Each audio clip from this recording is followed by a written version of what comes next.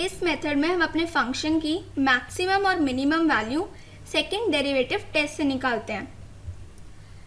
Second derivative test में सबसे पहले हम एफ डैश की वैल्यू निकालते हैं और उसको 0 के इक्वल पुट करके एक्स की वैल्यू फाइंड आउट कर लेते हैं, यानी कि अपना क्रिटिकल पॉइंट निकाल लेते हैं। अब यहाँ पर x की वैल्यू हमारी 1 भी आ सकती है और 1 से ज़्यादा भी आ सकती है, यानी कि क्रिटिकल पॉइंट्स हमारे 1 भी हो सकते हैं और 1 से ज़्यादा भी हो सकते हैं। उसके बाद हम अपने f डबल डैश x की वैल्यू निकालते हैं और इन क्रिटिकल पॉइंट्स पर अपने f डबल डैश का साइन चेक करते हैं।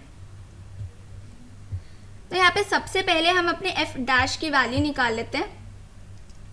फंक्शन यहाँ पे हमको ये गिवन है, इसको डिफरेंशिएट करेंगे f x के रिस्पेक्ट में, तो f डैश x हमारा आ जाएगा 2 इंटू 2x माइनस 1। और अब f डैश को 0 के इक्वल पुट कर देंगे, यानी कि ये हो जाएगा 2 इंटू 2x माइनस 1 इक्वल 0। और इसको सॉल्व कर लेंगे तो यहाँ से x की वैल्यू हमारी आ जाएगी 1/2, यानी कि क्रिटिकल पॉइंट हमारा आ गया 1/2। अब इसके बाद हम अपने f डबल डैश की वैल्यू निकालते हैं।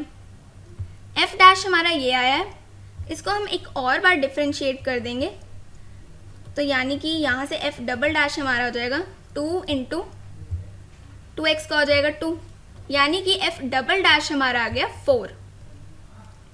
यहाँ तक पहले इसको नोट कर लेते हैं। यहाँ पर अपने फंक्शन को डिफरेंशिएट किया हमने पहली बार, तो f डैश हमारा इसके इक्वल आ गया और इसको 0 के इक्वल पुट करके x की वैल्यू निकाली, तो वो हमारे आ गए 1/2। उसके बाद हमने इसको एक और बार डिफरेंशिएट किया, तो f डबल डैश हमारा आ गया 4। अब यहाँ पर अगर f डबल डैश x हमारा ग्रेटर देन 0 होता है तो उस केस में हमारा मिनिमा होता है। अगर f डबल डैश का साइन हमारा लेस देन 0 होता है तो उस केस में हमारा मैक्सिमा होता है। यहाँ पर ये उल्टा हो जाता है, अगर ग्रेटर देन 0 है तो मिनिमा और लेस देन 0 है तो मैक्सिमा। अब यहाँ पर f डबल डैश x हमारा 4 की इक्वल आया है, यहाँ पर ये x पे डिपेंड नहीं कर रहा है, तो यहाँ पे अगर हम x की वैल्यू 1/2 भी पुट करेंगे तो f डबल डैश 1/2 हमारा 4 ही आएगा, यानी कि ये हमेशा ग्रेटर देन 0 होगा।